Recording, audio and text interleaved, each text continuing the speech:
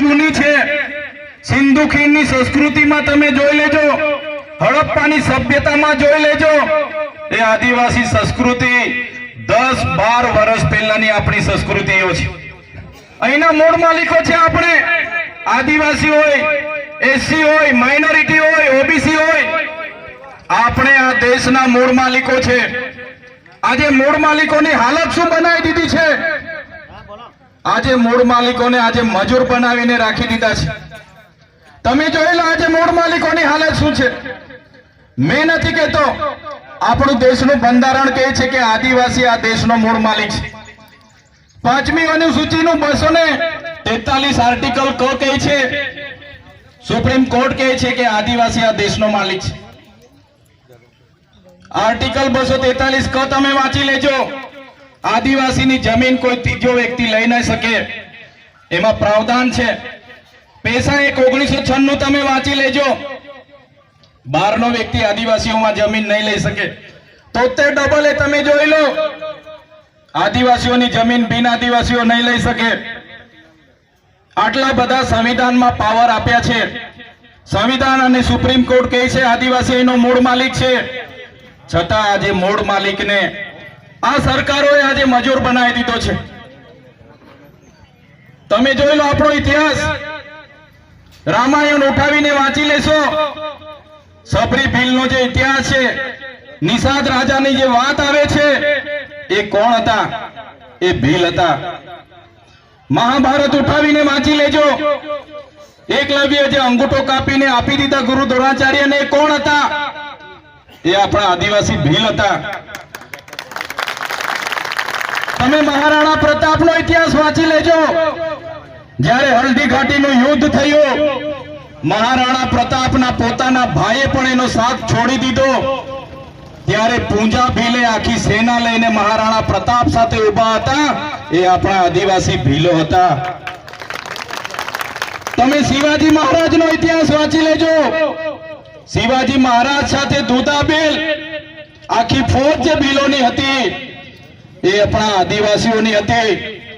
મિત્રો તમે જોઈ લો દેશની આઝાદીનો ઇતિહાસ, બિરસા મુંડા હોય, ખાજ્ય નાયક હોય, ટાટ્ય ભીલ હોય, જયપાલસિંહ મુંડા હોય કે ગુરુ ગોવિંદસિંહ હોય, દેશના આઝાદીમાં અંગ્રેજો સામે એમણે ઉલગુલાન જાહેર કર્યો. હજારો લોકો મરી ગયા. માનગઢની વાત કરું, 17/11/1913 ના રોજ ગુરુ ગોવિંદગીરીની આગેવાનીમાં માનગઢ ખાતે સ્વાયત્ત રાજ માટે એ લોકોએ સભા યોજી. આ સભામાં અંગ્રેજો અને ત્યાંના સામંત રાજાઓએ ગોળીબાર કર્યો. 1507 લોકો ત્યાં મરી ગયા. ગુરુ ગોવિંદજીને પણ પગમાં ગોળી વાગી, હજારો લોકો ઘાયલ થઈ ગયા. એનો ઇતિહાસ કોઈ આજે ઇતિહાસમાં નથી. ત્યારે સાથીઓ, આપણા એ પૂર્વજોમાંથી એ આપણા પૂર્વજો હતા.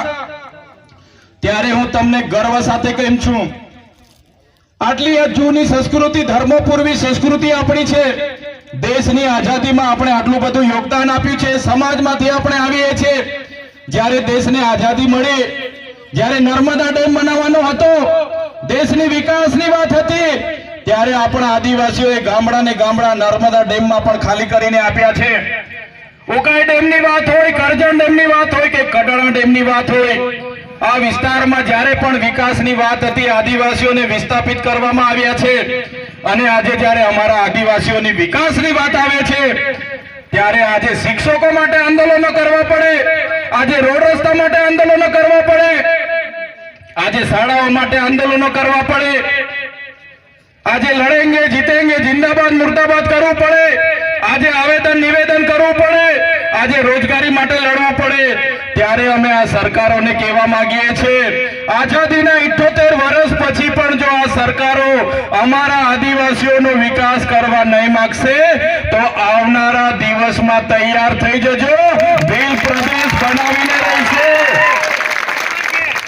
દેશનું 29મું રાજ્ય ભીલ પ્રદેશ બનાવીશું અમે, અને એની રાજધાની આપણે કેવડિયા રાખીશું. કેવડિયા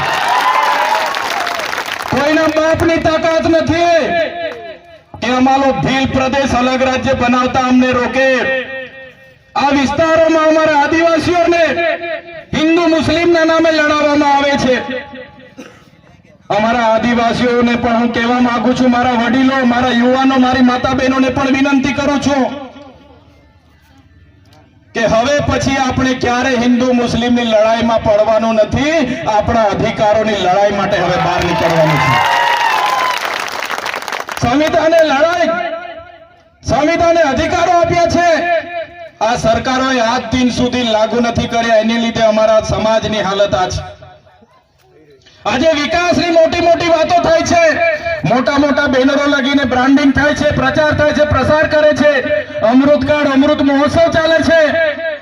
ઊંચી ઊંચી પ્રતિમાઓ બનાવી દેવાથી, ઊંચા ઊંચા બિલ્ડિંગો બનાવી દેવાથી, આ વિસ્તારમાંથી નહેરો લઈ જવાથી, આ વિસ્તારમાં હાઈવે લઈ જવાથી અમારો આદિવાસીઓનો વિકાસ થવાનો નથી. અમારા આદિવાસીઓને સારું શિક્ષણ આપો, અમારા લોકોને સિંચાઈનું પાણી આપો, અમારા લોકોને રોજગાર આપો, તો જ અમારા આદિવાસીઓનો વિકાસ થવાનો છે. સાથીઓ, ક્યાં સુધી આપણે લડીશું અને શા માટે? ક્યાં સુધી આપણે ભીખ માંગીશું? સરકારો આવે છે, એમના બહારના એજન્સીઓ વાળા મળતિયાઓ, એનજીઓ વાળા મળતિયાઓ આપણા આદિવાસીઓના બજેટ પર જીવે છે. આ વિસ્તારમાં પણ કેટલાક પ્રાંતિ લોકો આવીને નેતા બનીને ફરે છે. એમને પણ કહેવા માંગુ છું, અમારા આદિવાસીઓને અંદર અંદર લડાવવાનું બંધ કરી દેજો. જે રીતે તમે લોટો લઈને આવ્યા હતા, એ રીતના લોટો લઈને પાછા અમે તમારા વતનમાં રવાના કરી દઈશું. અહીંયા લોટા લઈને આવેલા ને અમારા આદિવાસીઓને અંદર અંદર લડાવે છે ને રાજ કરે છે.